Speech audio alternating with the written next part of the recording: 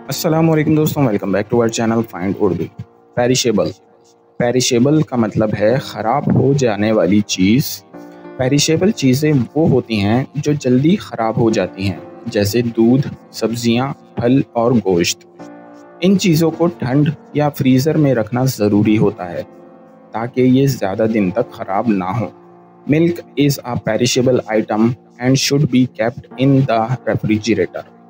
दूध एक जल्दी ख़राब होने वाली चीज़ है, इसे फ्रिज में रखना चाहिए।